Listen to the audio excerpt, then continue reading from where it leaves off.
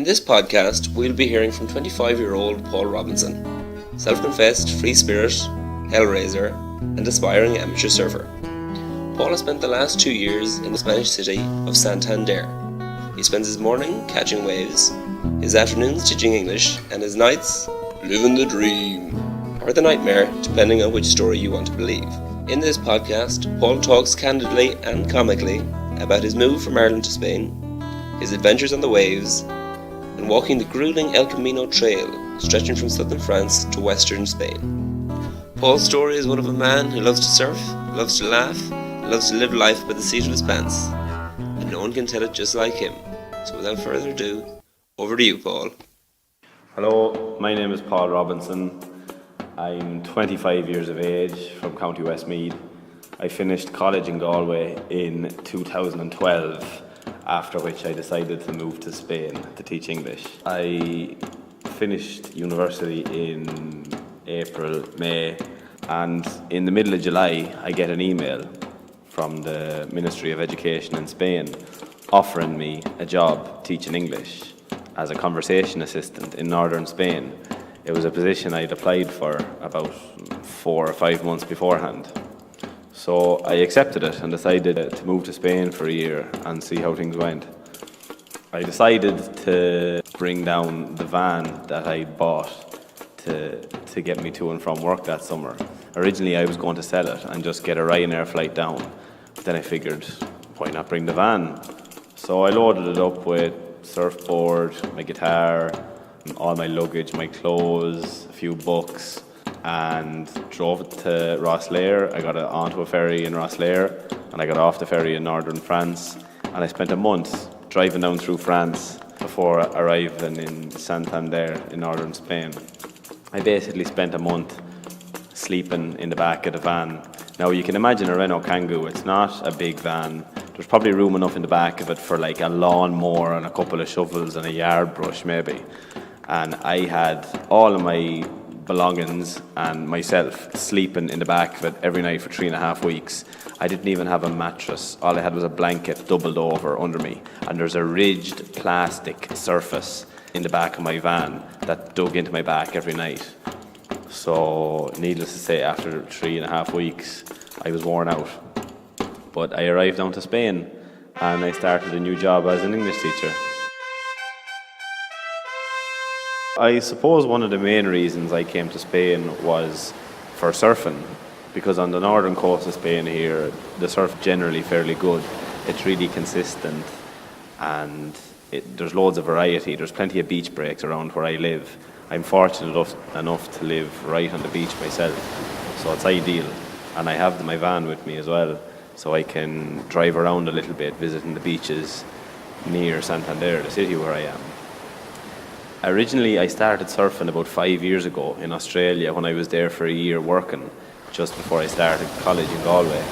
And I took a lesson there one day in Surfers Paradise and really enjoyed it. So I ended up coming home to Westmeath and buying a big beginner's board off some website in the UK, and they delivered it over.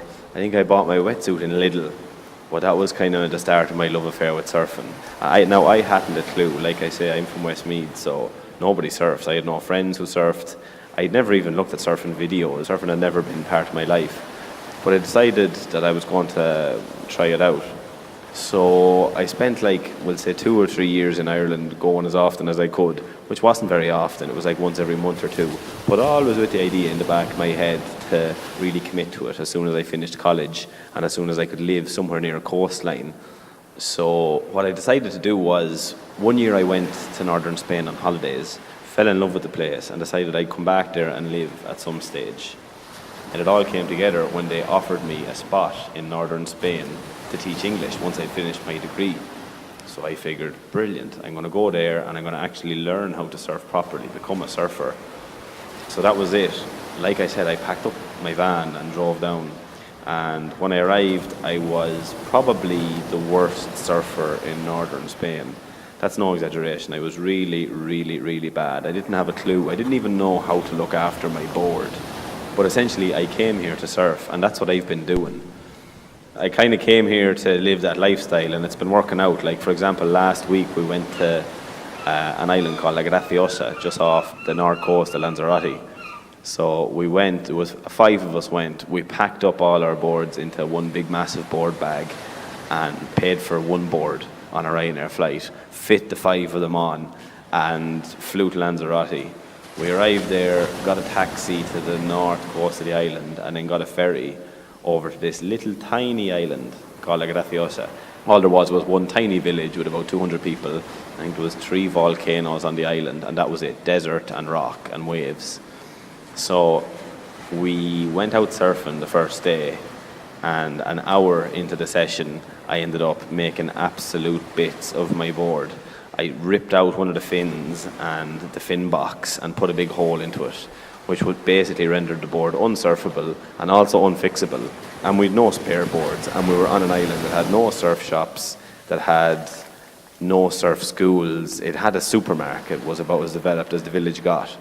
So I was looking at 5 to 6 days in La Graciosa off the north coast of Lanzarote without being able to catch waves. I was looking at basically sitting on the beach looking at all my friends surfing, until randomly we run into the owner of the local pub in the bakery the next morning and tell him the story, and he coincidentally has a board that he's not using, which he ends up renting out to me, and I went surfing with it from that day on. Now the board was in rag order, it had holes in it and it was taped up, but it worked perfectly, and it meant I could surf for the rest of the week. It basically saved my holiday. So we all went home happy campers after catching some great waves and living on an island off the coast of Lanzarote for a week. Surf trips are a big part of being a surfer, because it's what you're doing as a surfer is you're chasing waves, you're looking to catch good waves, and you're looking to catch different types of waves. So every chance you get, it's nice to get away from your local beach break and try and surf something else. And that's what I love. I love going on surf trips, and it's a great excuse to see different places as well. Like down in the south of France in Osegor, the beach is 225 kilometers of non-stop beach. It's just one huge long beach of 225k, backed by a lot of pine forests that Napoleon sowed back in like the 16th century or something. So it's really picturesque, and people go there who don't surf as well, you know, to cycle bikes or whatever. It's a really nice place. The Camino de Santiago is this trail. There's a couple of them, there's a couple of variations of it, but the most famous one is it goes all across northern Spain from Saint-Jean-Pied-de-Port, which is just over the French border, all the way to Santiago de Compostela, which is in Galicia. It's almost on the western coast of Spain. You can actually walk another 3 days at the end to get to Finisterre, which is on the far west coast. So you basically walk border to border, east to west. I did it last summer and it was an amazing experience. It takes 4 weeks. You're walking roughly 20 kilometers a day, some days 25, some days 30, depending on how you're feeling. It's a well marked out path. You start and you just follow everybody else. You just look where everybody else who has a backpack on their back is walking. But you follow these yellow arrows or yellow shells, and it's well marked out, so there's no fear of getting lost. Every 10 to 15k you have like a village with these albergues, they're called, which are like hostels, basically just these massive dorm rooms. You pay maybe 5 to 10 euro to stay in them for the night. Sometimes they're free, sometimes you just give a donation, and sometimes you'll even be lucky enough as to just give a donation and get fed by the people who run the place. So it's essentially a month of getting up at 5:30 in the morning, walking 25 kilometers every day, and arriving at your destination at 2 o'clock, washing your clothes with the same soap that you wash your hair, face and whatever else with, and sitting down and talking to people for the rest of the day and going to bed early. But you get to walk from one side of Spain to the other side, and you get to see the whole country on foot. I think you cross 4 different provinces. So it's an amazing experience. You meet people from all over the world. People come from Korea, Australia, New Zealand, Canada, the States. People come from all over to do it. And it's a really worthwhile experience. Like I said, it takes about a month to do it, and the cost would be roughly €20 a day. Sometimes you spend less, and sometimes if you want to treat yourself, you'll spend a little bit more. But it costs about €20 a day, not including flights, of course. All you need to do it is a decent pair of walking shoes, not boots, because you'll get blisters. Bring walking shoes, like soft-ish, water-resistant, like the kind of shoes you'd use for mountain walking or mountain running, but not boots, not high-top hiking boots or leather boots, unless they're really well worn in, because they'll tear the feet clean off you.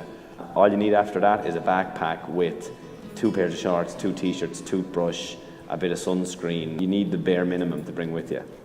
Some Vaseline maybe for your feet. And that's all you need, and you can live for a month off that and live fairly happily.